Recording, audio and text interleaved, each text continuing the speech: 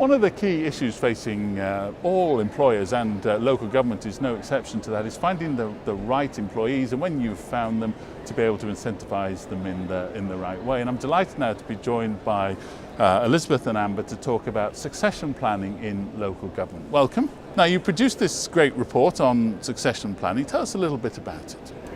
Well, one of the things that's really interesting, this report has 3 case studies: Hennepin County, Minnesota, Sunnyvale, California, and the state of Tennessee. And yet all 3 organizations have a similar approach to succession planning. They see it part of a broad portfolio of human resources strategies, and especially learning. Now, how important is succession planning? It's really important, especially these days. We've had quite an exodus of the baby boomers, and that's continuing. And we have more younger workers coming in who may not feel the same commitment to the organization that earlier generations did. Okay. Amber, tell us a little bit about one of those case studies. So one of the case studies was Hennepin County, which is in the Minneapolis-St. Paul metropolitan area. And they're really seeing a lot of competition from employers in the area, and they have a low unemployment rate.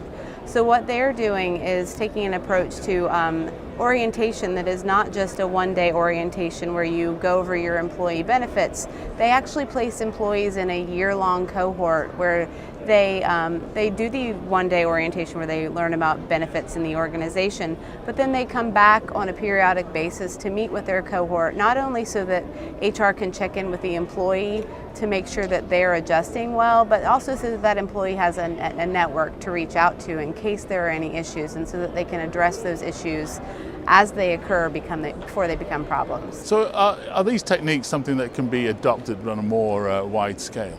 I would say absolutely, and I think it's a great approach. I mean, so many times employers lose an employee and only learn about what's wrong in the exit interview, Right. But that year-long approach where you're checking in, you're given the opportunity to really know what's going on with that employee, and you're able to intervene before it becomes a problem that makes them decide to seek employment elsewhere. How can you disseminate this as best practice more widely?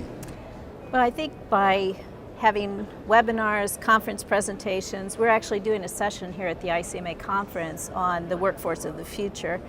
And by talking to people like you about it, because frankly, media is a really important way for people to learn about these things. I'd also add that we have the report and we'll have the video from the webinar on our website, www.slge.org/research/workforce. So anyone who wants to download the report will be more than welcome to find it there. And my final question is this part of actually making working in local government aspirational? Because we're talking about bringing young people into local government to make their careers there. So how do you go about doing that? Yeah, I do think the aspirational part's very important. In the case of Sunnyvale, California, which is one of the cases, there's a lot of focus on new employee orientation, just as Amber described in Hennepin County. But in the case of Sunnyvale, they create a professional development plan. From day one, it's filed with Human Resources. Then that becomes the basis for developing their career and perhaps creating a pool of qualified candidates who can move into these top jobs as they become available. Well, thank you both very much indeed for joining us today. We really appreciate it. And best of luck with the report. Thank you.